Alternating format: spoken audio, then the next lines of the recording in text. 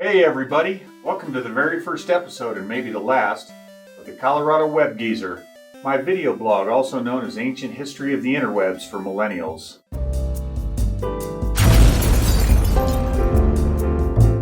I'm the Colorado Web Geezer because I started using the internet way back in 1994 when I moved back to Colorado. I was born here. And when most millennials were living in their parents' basements for the first time, most of them are now on their second go-around. Millennials were watching Barney and Dora the Explorer and playing Carmen Sandiego on their parents' iMacs, while us internet pioneers were fiddling with things like Gopher, Waze, FTP, Archie, and other pre-www technologies. My first browser was Netscape 0.8. Heck, I'm so old I remember that when Amazon first came out, all they sold were books. Now you can buy everything except a life from Amazon. But do you remember what came before Amazon? Real bricks and mortar bookstores. Even today, I'd still love going to a bookstore. There's something satisfying about picking up a book to feel its heft and to admire its cover. Just the other day, I was at the bookstore and I asked the lady at the reference desk if she could direct me to the self-help section. She said if she told me where it was, it would defeat the purpose. Anyway, my thoughts and ramblings about the internet are based on my experiences living through the evolution and the revolution that the internet has gone through since 1994, when the general public, myself included, is starting to become aware of it. Due to some misplaced curiosity 6 years ago, I wrote a blog post entitled, "What is Pinterest and How Does It Work?"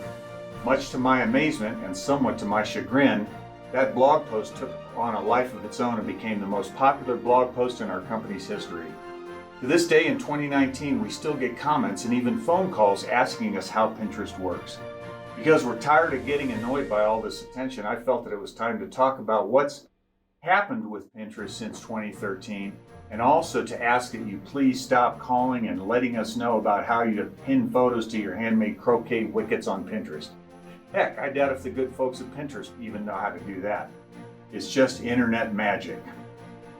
But seriously, the way Pinterest works hasn't changed much since I first wrote about it back in 2013. While there have been some usability and functional improvements over the years, Pinterest's core functionality is that it's like a collection of digital corkboards where you and your friends can pin pictures and quotes and recipes and articles and ideas. But what's really cool is that you can see all your friends' boards and they can see yours.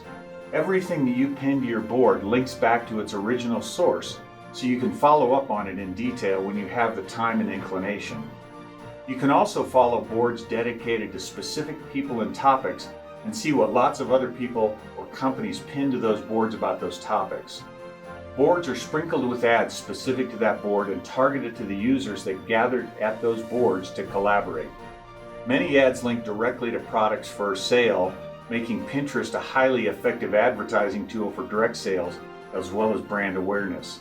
It's this unique combination of social factors and the engaging visual representation of content that makes Pinterest so engrossing and so effective as a tool for businesses to advertise their products and services. So the first question you should ask yourself is, should I use Pinterest personally? The answer is, why the heck not? Pinterest is a blast. It's amazing what you can find and learn there. What's not to like? I just did a search for Pinterest for weird, and this popped up. If you can find this, you can surely find something that interests you. But as a business owner, you should also ask yourself the question, should I advertise on Pinterest or use Pinterest to promote my business? The answer to that lies within statistics and information about Pinterest as an advertising platform. First of all, let's discuss the overall rankings of social media platforms today based on a survey done in late 2018 to see where Pinterest compares to the other big social networking sites. Here's a chart showing the number of active users in the US for each social media platform. For some reason, YouTube wasn't included on this chart. I don't know, lazy surveyors.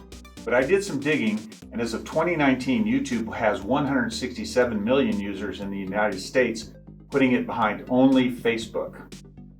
You can see that Pinterest has close to 90 million active users in the US, about 44% of what the top platform Facebook has. Pinterest has grown significantly since its launch in 2010 and since I first wrote about it back in 2013.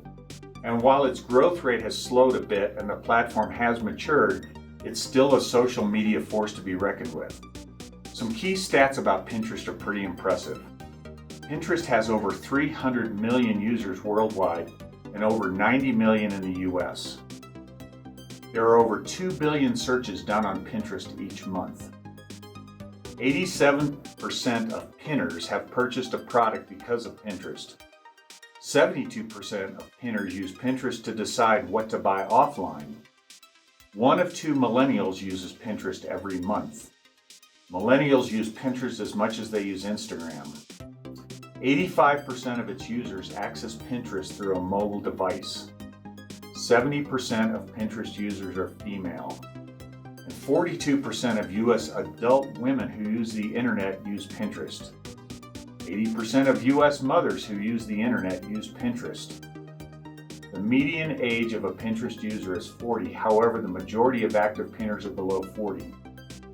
Half of Pinterest users earn $50,000 a year or greater, with 10% of Pinteresting households making greater than $125,000 a year. Pinterest reports that 144.5 million users can be reached with Pinterest ads. And there have been over 4 billion boards created on Pinterest. Literally, there are thousands of categories for many companies related to lifestyle, crafts, cooking, entertainment, products, and hobbies. So if we get back to the question, should I advertise on Pinterest or use Pinterest to promote my business? The answer is a resounding probably. Because Pinterest has so many interest categories, the real answer to that question is that if your product or services target Pinterest's key demographics and their interest, you should definitely consider advertising on Pinterest. If you sell cookware and baby clothes and craft supplies, you should be looking hard at using Pinterest. If you sell nuclear Higgs boson accelerators, maybe not. But the good news is the online marketing gurus at Infront Webworks can help you decide how and where to spend your advertising budget for online maximum effectiveness, including Pinterest and other social networking channels. Visit our website at www.infront.com to contact us. So, thanks for taking the time to listen to the Colorado Web Geezer. I know you have choices in what you listen to, and I'm darn glad you chose to watch me instead of that cheesy video of a redneck water skiing in an irrigation ditch, or a bride sneezing into her wedding cake, or some zany cat named Zeus eating Lucky Charms from the dog's bowl. I'll leave you with some Web Geezer wisdom. If life gives you lemons, make lemonade. If life gives you melons, you might be dyslexic. Come back soon for more episodes of the Colorado Web Geezer. Bye.